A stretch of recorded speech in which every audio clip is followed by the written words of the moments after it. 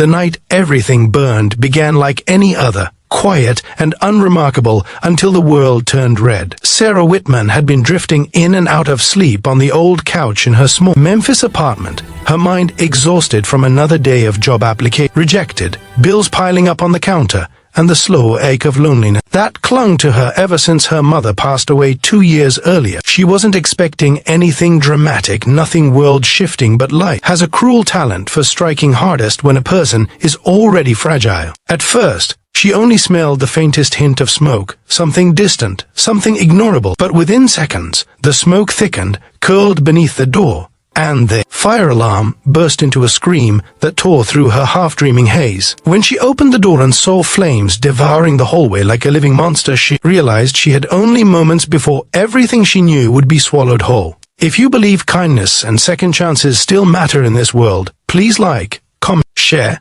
and subscribe. Your support helps stories like this reach others who need hope. Sarah grabbed nothing.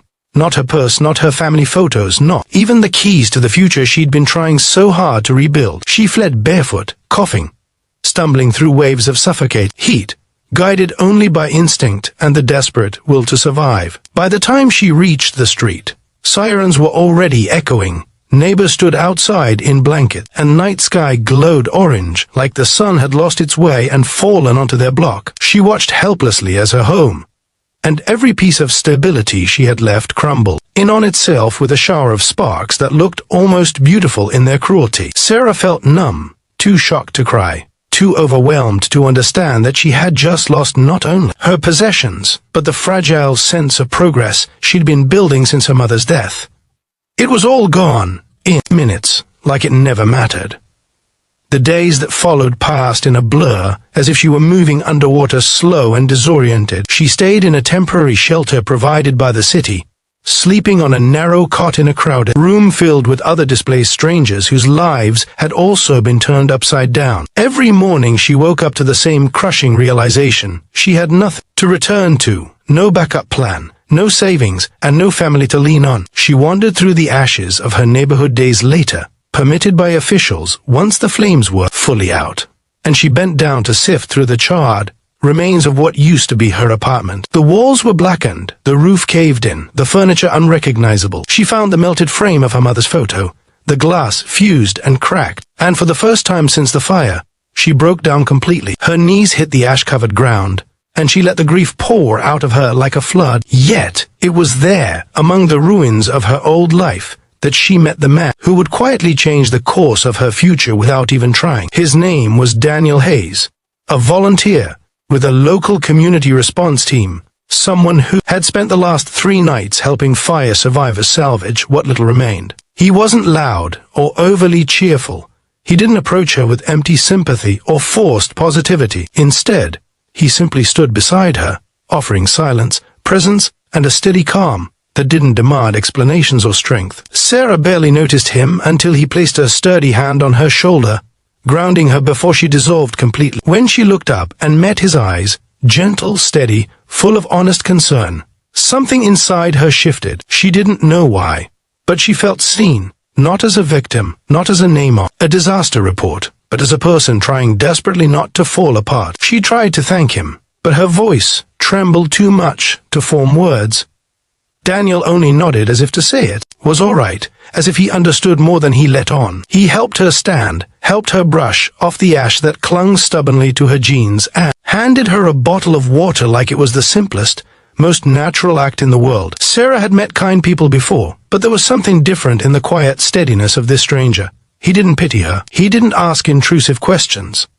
He didn't try to fix what was unfixable. He just offered presence, and sometimes, presence is the first step toward healing. Over the next days, Daniel kept showing up, not in a dramatic, heroic way, but in small, meaningful gestures that softened the cold edges of Sarah's grief. He helped distribute supplies at the shelter, wrought donated coats when the evenings grew colder, and always took a moment to check on her with a simple question: "How are you holding up today?" When she felt too ashamed to admit she wasn't holding up at all, He never pushed her to pretend. His eyes held a soft patience that reminded her of how her mother used to look at her during difficult moments, encouraging without pressure, comforting without demanding anything in return. Sarah found herself slowly adjusting to this life she never asked for. She searched for jobs again, though her clothes and belongings had all been lost. Volunteers provided her with essentials, but every application felt heavier now, every rejection adding another weight to her chest.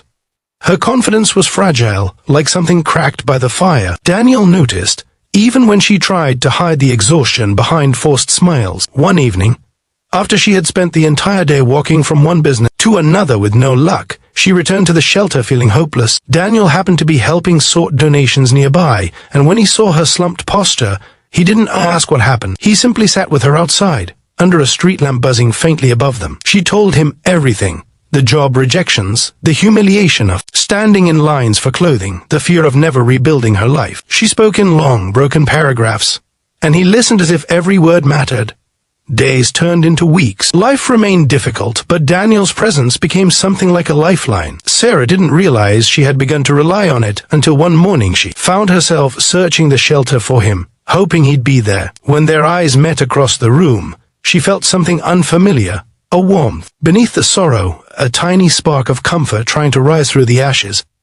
She was terrified of it. She had lost so much. She wasn't sure she had the strength to welcome anything new. But healing sometimes arrives not in grand, sudden waves, but in quiet, patient moments that collect until a broken heart begins to feel whole again. One particularly cold night, the shelter's heating went down temporarily, and everyone huddled under blankets while technicians tried to repair it. Sarah found herself shivering, her thoughts spiraling back to that night of the fire, to the terrifying heat, followed by the paralyzing cold of being homeless. Daniel noticed her trembling, walked over, and without making a fuss, draped his own jacket gently over her shoulders. It smelled faintly of cedar and fresh air, and the warmth of it seemed to seep deeper than just her skin. She felt her eyes sting again, but not from grief this time.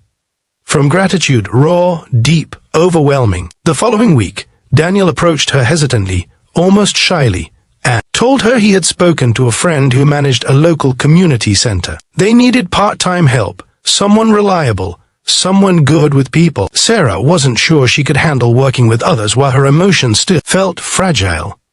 But Daniel assured her she was stronger than she believed. He said it gently, with a sincerity that made her want to believe him too. She agreed to the interview mostly because he believed in her when she hardly believed in herself. To her surprise, she got the job.